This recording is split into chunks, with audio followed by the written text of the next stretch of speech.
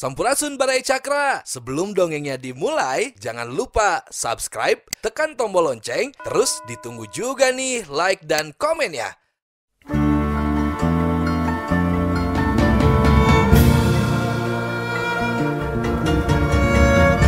Baraya Cakra, parantos waktosna 80,5 FM Radio Cakra, midangkeun dongeng Sunda Dora-Dori. Simkuring sapara kanca ngahaturkeun wilujeng ngadangukeun.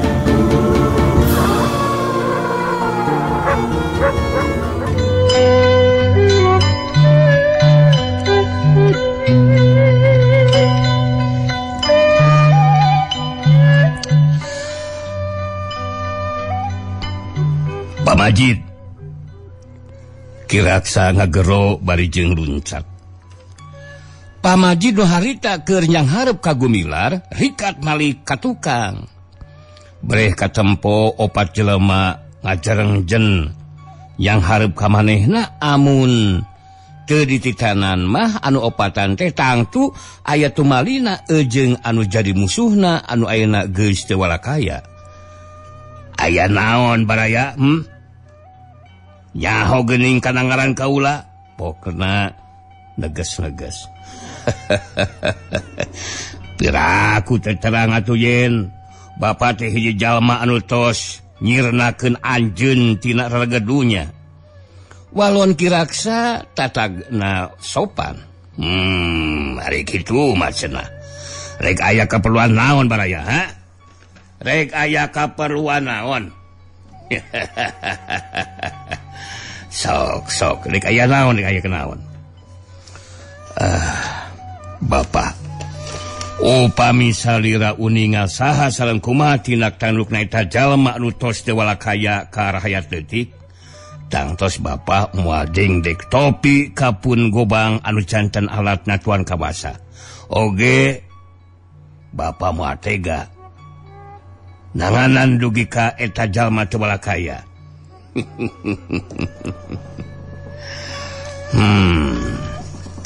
Kiraksa sabisa-bisa hayang nginsapkeun Pak Majid tina kakaliruanana. Ulah nuduh nu lain-lain Baraya. Dina hal ieu kaula teu aya patalina jeung si Gobang. Sanajan bener manehna murid kaula, ieu urusan malulu urusan kaula pribadi. Anu sejen eueuh hak nu campur, ngarti? Sanaos kitu jalmi teh sakedik jasana kanggo rahayat. Asa teu kahartos. Teu kahartos ku akal upami kedah janten korban hiji jalma anu memang tos nyata-nyata anjeunna teh neubihkeun tina raragadunya anu pinuh ku dosa. Paduli sia. Anika keukeuh rek melu campur kana urusan kaula? Engkah. Pak Majid mimiti amak bari nudingkeun curugna. Mangga teu kabotar. Asal ieu jalma bade sakantenan dibantun. Walon kiraksanageun. Rek ngalawan anika teh ka kaula. Pak Majid maju ka hareup. Ya, upami kapaksa demi keadilan mah. Kurang ajar, nyingka sia. Keadilan nahaon sia. Kaula oge adil henteu modaran ieu manusia deuleu. Ngarti teh teh. Bari hiuk. Harita teh nyabok. Kiraksa anu memang geus ngarti kana maksud Pak Majid, manehna rikat nyincet. Pak Majid jadi tambah amak. Asa dilawan ku sahanapeun, hiuk deui ngirimkeun panonjok anu saterusna ngahujanan paneungeul jeung panonjok. Jadi bere omer anu dimaksud supaya kiraksa nyingka. Kiraksa anu geus gilig hatena sanajan kumaha oge rek ngarabut si belang, manehna sateka polah ngalawan. Gebug lawan, gebug leungit. Tenggelawan, tenggel anu antukna jojoh ngadu tanaga jeung kapinteran ieu sateka polah pikeun ngaragrageun lawan. Sabot enduaan keur patelak Nyi Arum katut Pak Uhi jeung Arman gewat muruka Gumilar. Gabrug we Nyi Arum ngarontok anu teu walakaya bari ngegering ceuri. Aduh. Gusti. Nah, nyiksa teh tega-tega teuing, kabina-bina teuing. Nah, itu salah-salasan ya jelema. Pak Majid anu sanajan mahna keur galungan oge perhatianana teu leupas ti Gumilar anu keur ngajoprak. Mireng nu tiluan keur ngagugulung Gumilar. Sakilatna bresak ninggalakeun Kiraksa. Sakali neungeul anu tiluan ngacarengkang. Geus kitu atuh cer wae Pak Majid diraponan ku opatan. Kiraksa najan geus aya umuran. Tapi dina urusan main pomah teu bisa dianggap enteng. Pak Uhi atunya kitu keneh lain kolot sabong-borong. Nyi Arum sanajan awewe cukup ngamilik ilmu panemu dina urusan ngabela diri. Kitu deui Arman goreng-goreng oge muridna Kiraksa. Atuh teu wudu pamajida dari riweuh oge. Ngarasa riweuh ngayunan anu opatan. Lantaran manehna henteu nya-nya saja ngabinasa ngan sakadar supaya nyaringkah. Tapi da puguh Kiraksa mah bener-bener ngayakeun panarajang pikeun ngewehkeun Pamajid. Tungtungna Pamajid eueuh dipilihan. Iwati kudu ngayakeun perlawanan anu sabenerna ari masih ngarasa lebar mah kana nyawana. Sakali ieu mah manehna nyieun gerakan gelap ngampar bari ngabarengan ku jeritna anu matak meupeuskeun kekendangan ceuli. Opat lawan ngadadak kajarungkel rarubuh sarta masing-masing ngarutahkeun getih hirup. Ieu kahebatan Pamajid anu hese bangsana. Kapaksa bongan Andika bedogong cukup sakali ieu mah ngawarah teh engke oge calager ku sorangan. Sik Pamajid bari nyampeurkeun Gumilar. Belang. Lain kaula telenges taya ras-rasan. Bongan kalakuan Andika sorangan make nangtang ka kaula sagarupa. Sawajibna Andika kudu binasa. Tapi kaula teu wasa mateni. Sakumaha ceuk Andika yen kaula teu boga hak pikeun nyabut nyawa. Teu sanggup nyampurnakeunana. Ngan kaula rek masrahkeun kanu sejen. Karawak. Badan Gumilar anu geus teu walakaya teh. Kumanehna dijingjing bangun hampangeun aker. Juringkang, korebat. Ngan sakilatna keur Pamajid geus ngareles ti hareupeun Kiraksa. Pauhi jeung Arman anu kokosehan keneh. Sedeng Nyi Arum bari jejeritan nyamat-nyamat. Nah, atuh belang. Salong ge abdi teh teu marima. Kasaliran nu parantos. Duh Gusti. Mugi-mugi anjeunna disalametkeun tina panasa jalmi telengas Gusti. Bluk Nyi Arum nyuuh. Les we kapaehan. Barang nepi ka palebah gawir anu lungkawing sarta remet anu rembat ku harendong. Jeung tatangkalan bari ngaliwat ngan lungwe Gumilar dialungkeun. Gulutuk Gumilar ngagulutuk ka handap. Belang. Kaula teu wasa nyabut nyawa. Memang lain bagian kaula. Ayeuna Andika aya dina cungkrang. Mun kapanggih ku oray, cilebok ku oray. Mun kapanggih ku Raja Leuweung bakal jadi caduk patunggon kabua di basisir sancang. Heg anjeun kudu tarima kana guratan nasib. Korebat. Kareles we Pamajid ngareles di tempat eta. Sakorepat geus lapat-lapat anu tembong ukur bajuna bodas.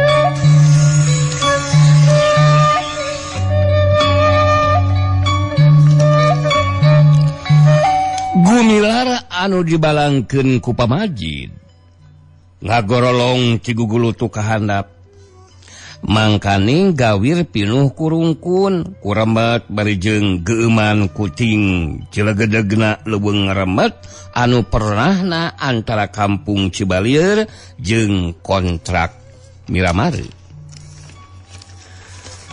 Awakna ngageblug teu jauh ti hiji guha anu eusian ku si coklat. Hiji maung sancang anu kacida gedena tur galakna. Geus kitu kersanding nu maha kawasa baraya. Anu teu weleh nang tayungan sarta welas asih ka makhlukna. Sanajan ngagulutukna teh ti babaranting kana tatangkalan jeung kapagutan ku cucuk rungga. Tapi awakna mah teu cecel teu bocel lantaran baju kulit maung teh kacida kuatna. Iwal calanana anu sarowek uak awek teh. Si coklat anu harita kabeneran keur aya di guhana, barang ngadenge sada aya barang ragrag teu jauh di tempatna nguliang hudang. Ngalenghoy nyampeurkeun sungut guha. Ambeuna anu kacida sekeutna barang lol kaluar geus kanyahoan aya bau-bau manusa. Sarta kumanehna ka ambe yen ieu manusa teh anu geus kungsi nulungan ka manehna. Gerem-gerem si coklat nyuara anu maksudna mah merenya yen manehna aya di dinya. Tapi anu didago teh taya macengkul tembong. Sedeng bauna masih keneh napal dina irungna. Lagedai manehna kaluar. Rurat reret bari teureun-eureun guram gerem. Ret teh jauh ti dinya kadeuleu aya nu ngajoprak. Bajuna jeung telegosna coreleng teu beda we ti kulit manehna. Lenghoy disampeurkeun bari teureun-eureun guram gerem. Gog gigireunana. Panonna anu seukeut pinuh ku bulu mencrong kanu ngajoprak teu empes-empes. Gerem-gerem disada deui anu maksudna mah ngageingkeun. Tapi gumilar nu kaayanana geus kacida ruksakna. Jongjon teu usik teu malik. Nganapasna anu kurek katempo nu diebrehkeun kureng hapna netelakeun masih hirup keneh kacaangan ku cahaya bulan luhureunana. Gaur si coklatna gaur tarik. Sorana handaruan pinuh kusima pilempeuhan. Tong boroneuleu rupana ku ngadenge sorana oge geus matak geumpeur matak sieun. Kabeh sasatoan nu didarinya kalabur. Kajudi ku sarerea yen si colat teh raja leuweung anu keur amek. Gaur si colat disada deui leuwih hebat tibatan tadi. Tapi gumilar jongjon we ngalempreh teu beda ti anu keur saretibra. Teragosna nu harita rada nyingkab ku si coklat atau ku si colat dikuar kaer ku suku hareupna. Tembong ayeuna mah rupa beungeut sakabehna anu tutung ngagempeng getih hubungan. Si colat memang hiji sato nu teu ngabogaan natiko seperti manusia.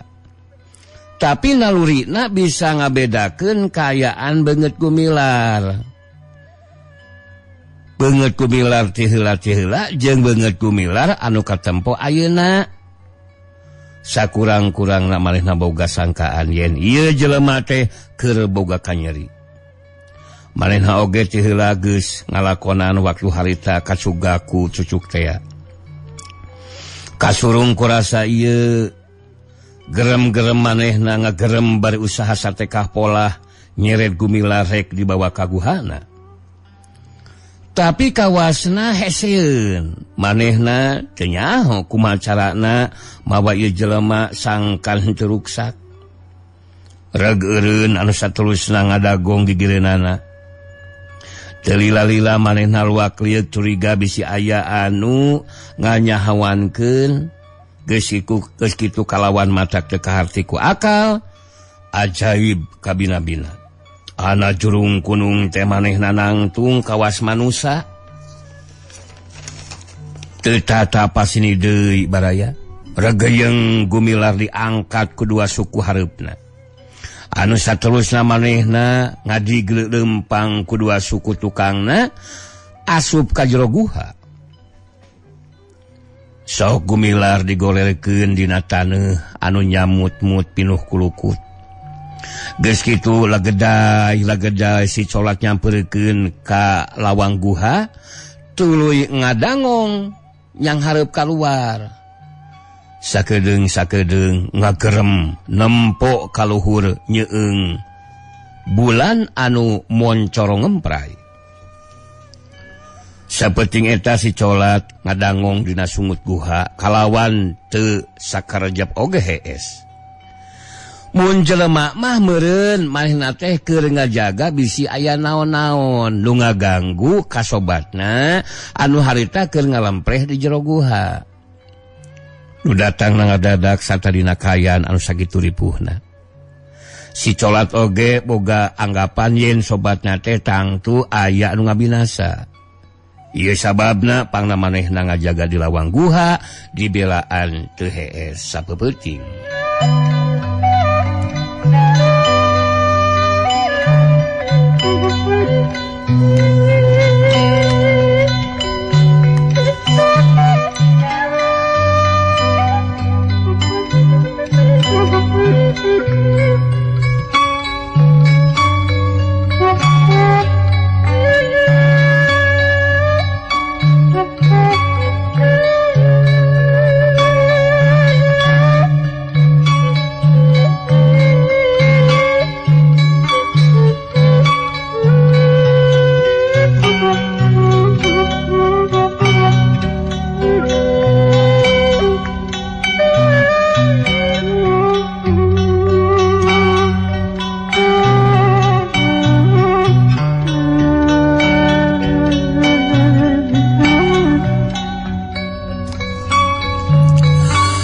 Cag urang tunda heula si colat barayanya.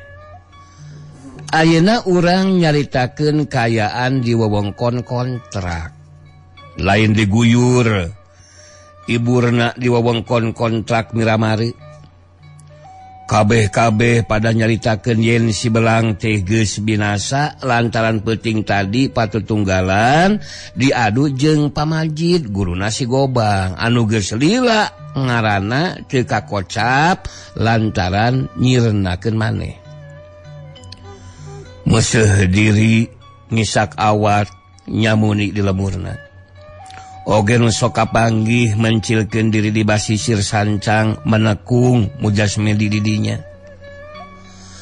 Lain bae si Gobang sabatur-baturna anu mawa beja teh.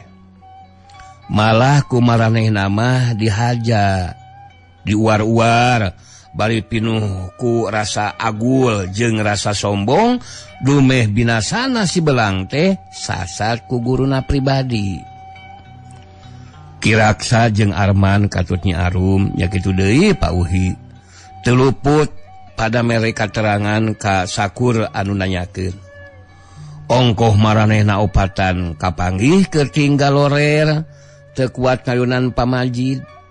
Anu aranggapanana lain jelema jore-jore dianggapna jelema sakti.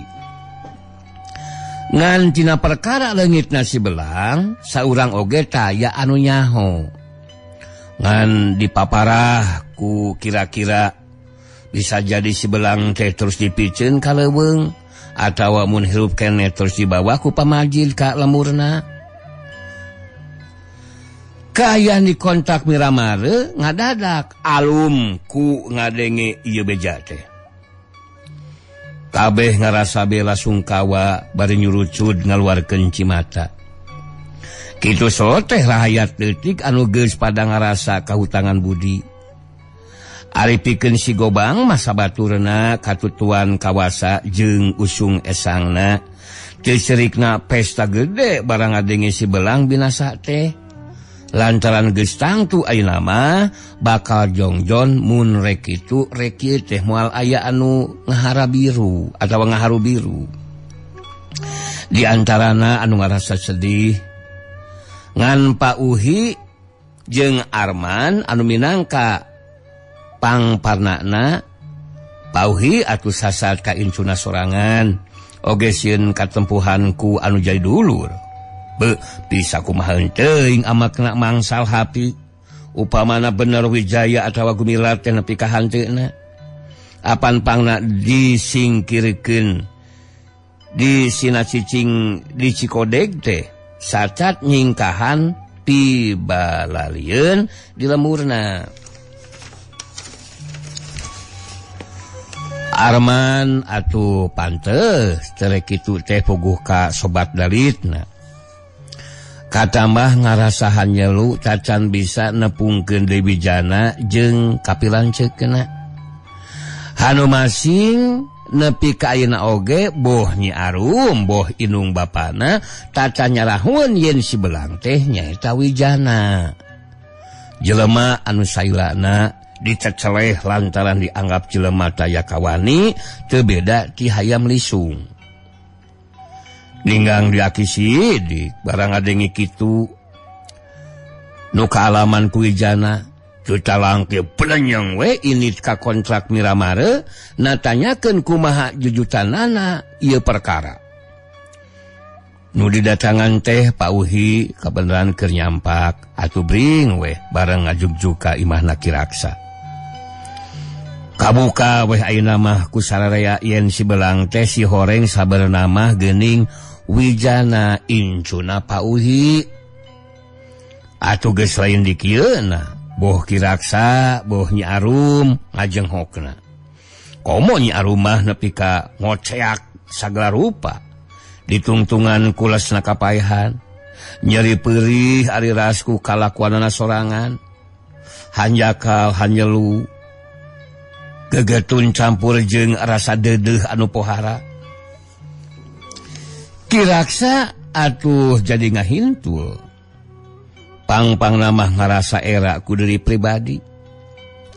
Atah sasar kurang riksa si horeng anu kumanehna diceceleh teh geuning buktina mah si belang anu kumanehna dipuji didama-dama lantaran lain sakali dua kali bebela ka manehna sapiri umpi.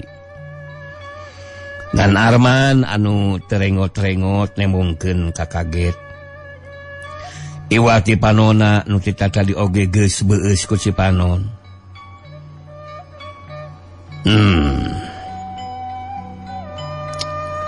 Majid teu sangka Andika boga kalakuan sakitu ninhinana.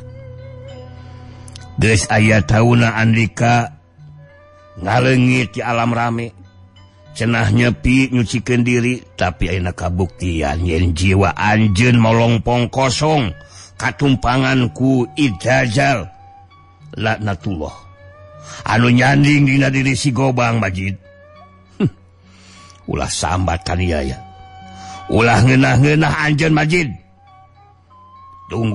Tungguan Majid, kaula anu bakal ngayakeun balitungan. Kaula pilawanan Andika kolot jeung kolot deui lawana.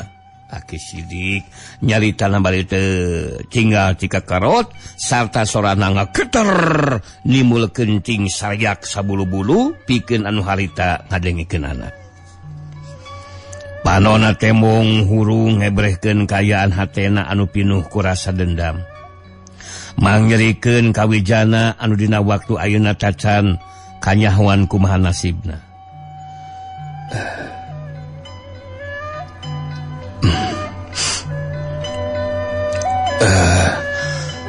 Namung Aki pamagi teh sanes jalmi bantak-bantrakeun waosena luar biasa. Kengelanana peureus sarta ngandung hawa panas. Kuring-kuring opatan waktu saritangan sakotea pisan teu tiasa walakaya.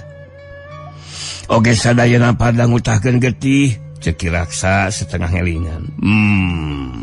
Taya halangan ke kaula mah. Najan bener manehna manusia sakti mandraguna. Kaula si Sidik moal mundur sanajan satujang bias. Rawe-rawe rantas, malang-malang putung. Ulah ringrang ku hahalang, ulah bingung ku harungan. Paribasa, sanajan manehna bisa ngapung pas di sosol, lumpat ngapak sagara bakal diudag. Majid, ulah samakan yaya si lain, ulah nyebut teng-tengen, bungan lampa Andika sorangan hayang dihina dengan. Tungtungna Andika, tanwane rentas ku tingkah laku, labuh kulaga sorangan. Bungan lambah nirca, geus penal ku di pribadi. Janten bade kumaha masad aki saterasna ayeuna teh. Saena urang milari jangjana heula we atuh. Ceki Raksa ongkoh nanya, ongkoh mere saran. Hade. Disusul we kaci balieur. Pangrasahat teh pasti wijana teh pasti dibawa ka leburna. Aki Sidik kawas anu geus pasti. Bade irahaki ayeuna ge taya halangan. Meung pengrineh ieu. Walun Aki Sidik tanes naker. Arman jeung Nyi Arum anu geus lilir tina kapaihanana barang ngadengi Aki Sidik rek nyusul ka lemurna Pamajid. Duanana maneh hareupeut hayang milu.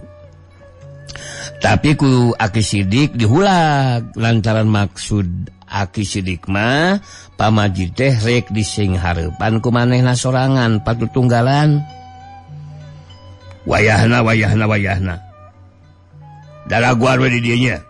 Lain teu percaya ngan ceuk rasa Aki mah ye. Jelema model si Majid mah rek diayunan ku kaula sorangan.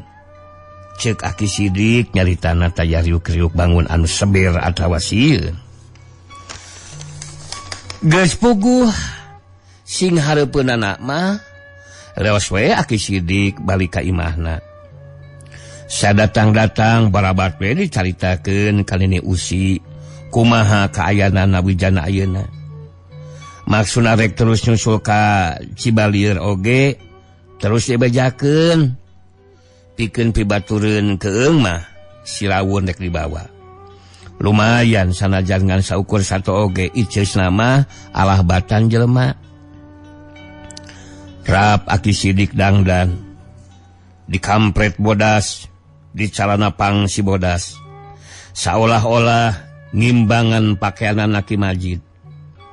Ngan teu make jubah oge teu suran-soren pakarang deui minangka leubihna teh lawan sutra beureum anu mangrupa karembong diberitkeun kana cangkengna. Sanggeus sacarita sakedeung jeung Nini Usi. Papatah heula dumih rek ditinggalkeun anu cacan karuhan, iraha-irahana bakal balik deui. Jrut we Aki Sidik turun ti imahna. Sirawun monyit kukutanana bareng gigireunana. Bangun anu gerah jigrah dumeh rek dibawa nyanyabaan. Supaya ngarah deukeut jeung supaya ulah aya nunangenan. Sata loba halangan, Aki Sidik lumampahna teu make jalan biasa anu ngabulung-bung. Tapi Aki Sidik mah ngahaja motong jalan terobosan anu masih keneh rembet urungkun. Harieum ku kakayon anu mangrupa leuweung anu ancal-ancalan paselang rejeung reuma anu ngampar mutuh mata pikakeungeun. Sajaloning lempang teh hatena mah teu jongjon keukeuh nyolok kawijana. Kumaha kayaan nasibna waktu ayeuna. Tapi menurutkeun kareteg hatena wijana teh mangsa ieu masih aya keneh di kieuna. Ngan tacan bisa dipastikeun di mana anak mah. Nah aya di Cibalieur atawa aya di mana. Tapi sanajan kumaha oge pasti kudu bisa kapanggi. Ras ka pamajid, nafsuna beuki ngagedur, hurung. Inget kadinya lempangna beuki digancangkeun. Gedigna taya kakagok, leungit we sifat aki-aki anu canael bangun carang takol teh. Ayeuna mah temong saujratna dangong lalaki anu taya karingrang jeung kakeung anu memang geus jadi sifat-sifat panehna waktu keur ngora.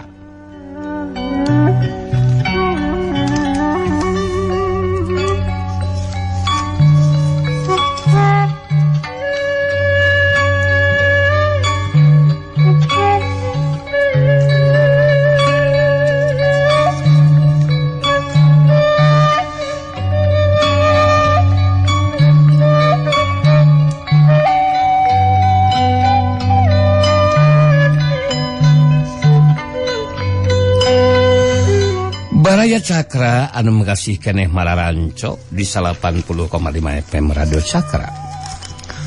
Gumilar geus 2 poe 2 peuting ayana di guha badi tungguan ku si colat. Anu teu ingkah digireunana bari guram gerem anu teu puguh. Mun jelema mah manehna teh ngarasa bingung kudu kumaha nyapilakueun nungguan manusia nu teu usik teu malik kawas anu geus taya nyawaan. Ayeuna gumilar geus eling tina kapaehanana. Kacida ngarasa kaget beut aya di guha turug-turug ditungguan ku si colat. Teu kaharti saha anu mawa kadinya. Ras inget ti heula teh manehna galungan jeung pamajid nepi ka kasoranana. Sanajan ayeuna mahna geus eling deui tapi kaayaan awakna geus kacida payahna. Ulah boro-boro bisa cengkat. Ngobahkeun awakna oge geus teu kaduga. Malah ngobahkeun bibir oge geus teu wasa, geus teu bisa. Iwati panonna we anu gular-giler rutret ngaleretan si colat anu satya nungguan teu ingkah-ingkah. Ari awak kacida panasna. Sakujur badan karasa ngaheab lirah anu diduruk. Ngan awahing ku welas asihna Gusti Nu Maha Suci, manehna ayeuna bisa kapareng hirup keneh. Tapi sanajan sakitu wayah payahna oge ari ingetanna mah masih keneh panjang. Ras ka Pauhi, Aki Sidik oge ka Arman malah kanya arum pisan. Pantasna teh Aki Uhi ayeuna keur kokotetengan neangan lantaran kanyahona keur basa manehna tarung jeung pamajid teh saurang oge eueuh anu nyahoeun. Tungtungna manehna inget ka inung bapana sarta aki-akina. Babakuna mah kamang sahapi anu mangkuk di Cipacing. Lamun aing nepi ka hanteuna matak panasaran teu bisa papanggih heula. Ngadadak bray gambaran keur waktu aya di lemburna narembongan ebreh kawas digambar. Si pasar keur kekerjatan waktu rek ngalepaskeun nyawa bari awakna boborot ku getih sarta pejitna budal badil. Musuh-musuhna nyaeta Bahdira katut babaturanana. Pak Adi Maiti katut nyiningsih eta kabeh mulangkeun deui ingetanana ka jaman ka tukang-tukang. Anu tungtungna mah berebeuy we celak kalemberes cipanonna mah pae pipi. Terus ngagedat ragrag kana ceuli karasa haneut. Si colat anu kita tadi nungguan bari nyerangkeun. Gerem-gerem disada lirih bari ngagodeg-godegeun huluna. Buntutna anu panjang tereureuk ku kepot.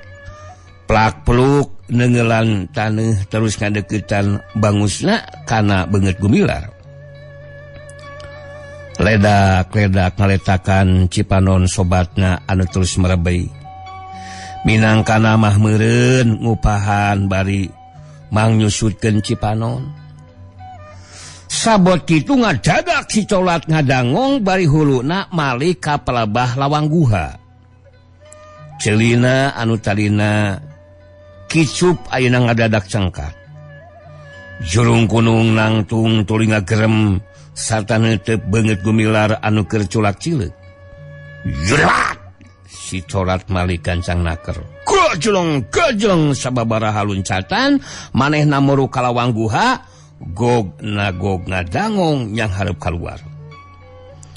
Red kalabah katuhu anu remet ku rungkun kaso.